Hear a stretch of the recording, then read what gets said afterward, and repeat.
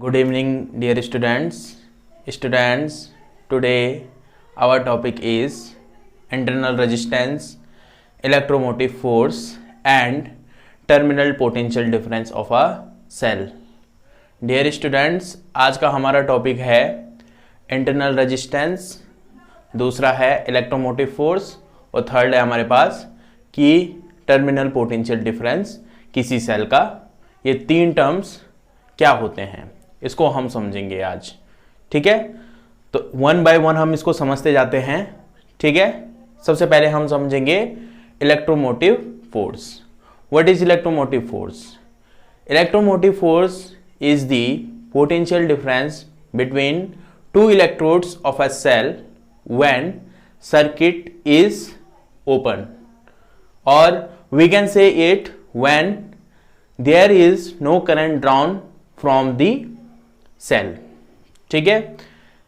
यानी कि electromotive force दो इलेक्ट्रोड्स जो होते हैं सेल के, उसके बीच पोटेंशियल डिफरेंस होता है। कब? ये पोटेंशियल डिफरेंस तब होगा जब जो सेल होता है आपका उससे कोई करंट फ्लो ना हो, यानी कि जो सर्किट होगा, सर्किट ओपन होगा, ठीक है। दूसरा होता है आपका terminal potential difference. Terminal potential difference change to electromotive force when circuit is open, where the circuit is closed, then it is said to be terminal potential difference। यानी कि आप बात समझे कि terminal potential difference electromotive force में change होता है, ठीक है, जब क्या हो, सर्किट आपका ओपन हो। और सर्किट अगर आपका क्लोज आ जाए, यानी कि सर्किट में पूरी करंट फ्लो होने लग जाए, तो दो इलेक्ट्रोड्स के बीच जो पोटेंशियल डिफरेंस होता है उसको हम बोलते हैं टर्मिनल पोटेंशियल डिफरेंस, ठीक है। थर्ड आता है आपका internal resistance of a cell. The resistance offered by electrolyte of a cell when there is current flows in circuit is called internal resistance. यानी कि सेल के जो इलेक्ट्रोलाइट होते हैं उससे जो रेजिस्टेंस ऑफर्ड होता है, ठीक है, जब पूरे सर्किट में करंट फ्लो हो, उसी को हम बोलते हैं internal resistance of a cell, ठीक है। तो हम इसकी डेफिनेशन लिखते हैं one by one. Electromotive force, सबसे पहले हम इसकी डेफिनेशन लिखेंगे। Electromotive force is a potential difference between the electrodes of a cell, ठीक है, comma when there is no current flows from the cell or open circuit. कोई circuit जो है वो ओपन है, सर्किट ओपन का मतलब ये होता है कि सेल से कोई करंट फ्लो ना हो, तो सेल के इलेक्ट्रोड्स के बीच जो पोटेंशियल डिफरेंस होता है उसको हम बोलते हैं इलेक्ट्रोमोटिव फोर्स, ठीक है। फर्स्ट तो ये आ गया। सेकंड है आपका टर्मिनल पोटेंशियल डिफरेंस। तो टर्मिनल पोटेंशियल डिफरेंस क्या है? Terminal potential difference is a potential difference between the electrodes of a cell when there is current flows from the cell और क्लोज सर्किट। इसको हम क्लोज सर्किट भी बोलते हैं। Close circuit का मतलब ये हुआ कि अगर हम किसी सर्किट में सेल को लगाएं, ठीक है, और की को लगाएं और की को क्लोज कर दें तो की को क्लोज करने के बाद सेल से करंट फ्लो होने लग जाएगी। ठीक है, तो इस टाइम सेल के इलेक्ट्रोड्स के बीच जो पोटेंशियल डिफरेंस होगा उसको हम बोलते हैं terminal potential difference.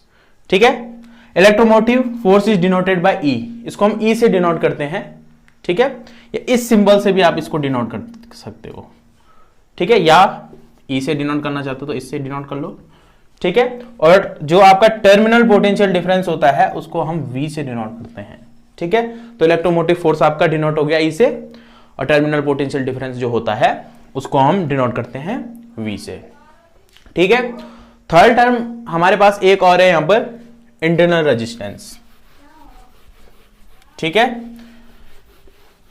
Internal resistance की हम डेफिनेशन लिखेंगे यहां पर, क्या है आपका, internal resistance is the resistance offered by the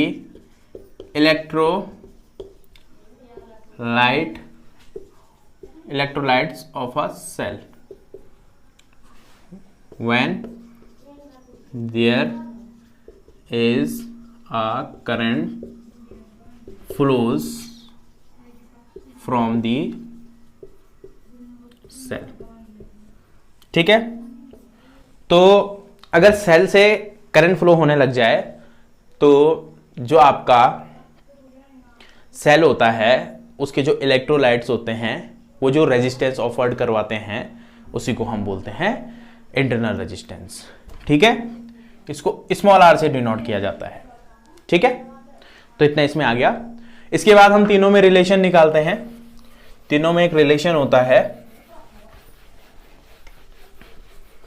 तो इसके बाद आपका टॉपिक आ गया relation between E small R, V and I.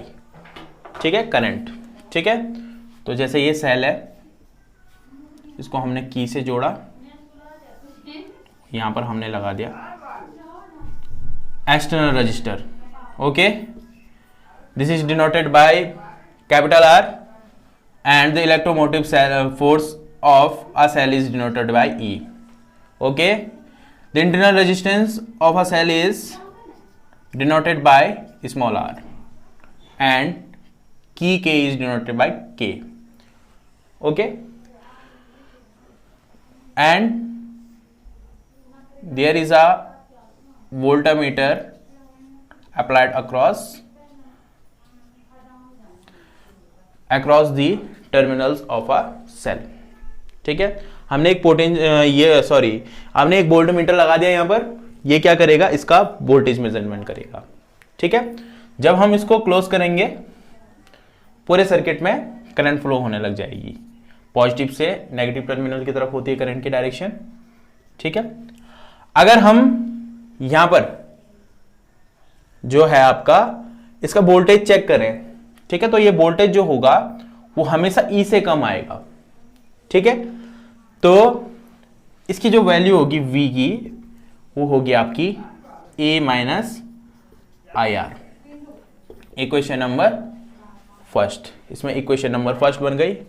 ठीक है, और अगर हम ने ये की को क्लोज किया तो एक्सटर्नल रेजिस्टेंस में according to Ohm's law potential drop होगी, उसकी वैल्यू होती है V इक्वल टू होता है I इंटू आर।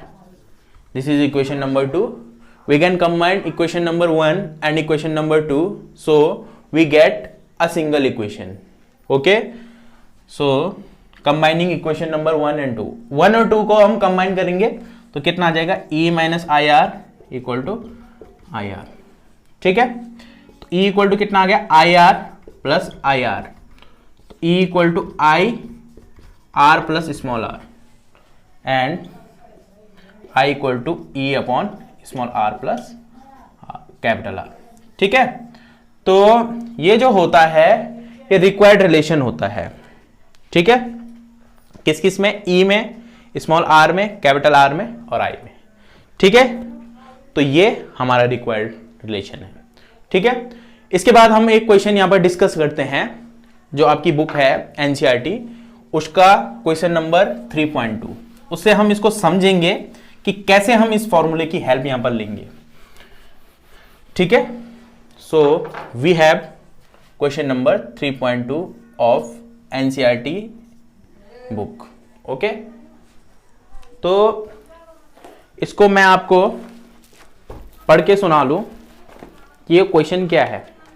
3.2 जो है आपका क्वेश्चन नंबर 3.2,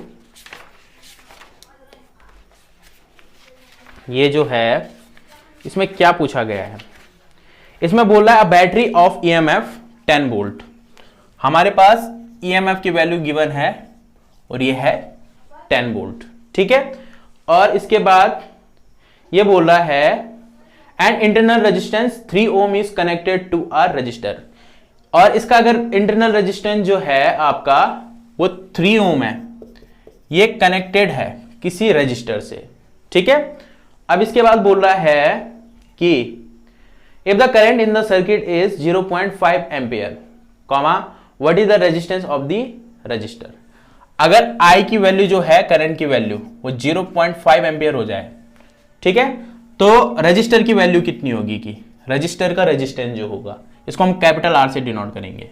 ठीक है, और इसके बाद बोल रहा है कि what is the terminal voltage of the battery when the circuit is close. Circuit को हम क्लोज कर दें, ठीक है, तो टर्मिनल वोल्टेज कितनी होगी, यानी कि V कितना होगा। ठीक है, तो ये हमें यहां पर फाइंड आउट करना है। ठीक है, तो सबसे पहले हम R की वैल्यू निकालते हैं। हमने फॉर्मूला पढ़ा, फॉर्मूला था हमारे पास, ये सब हमारे पास गिवन था। ठीक है, ठीक है, अभी हमने एक फॉर्मूला डेराइव किया।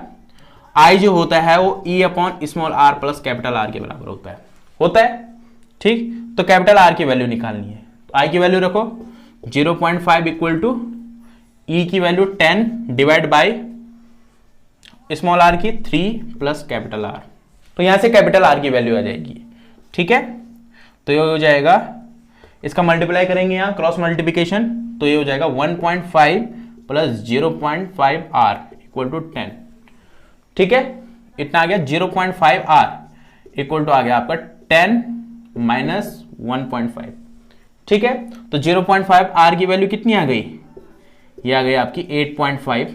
तो R की वैल्यू आ गई आपकी, ये डिवाइड में जाएगा कट जाएगा, तो ये आ जाएगा सीधे सीधे 17। ठीक है, अब हमें V की वैल्यू निकालनी है, तो according to Ohm's law V equal to होता है आपका I इंटू R। ठीक है, तो I की वैल्यू रखो यहां से, कितना है 0.5 इंटू 17, यानी कि कितना आ जाएगा ये 8.5 वोल्ट। ठीक है, तो ये रजिस्टर की वैल्यू आ गई, रेजिस्टेंस जो है उसका रजिस्टर का, उसकी वैल्यू आ गई 17 ओम, और V की वैल्यू आ गई 8.5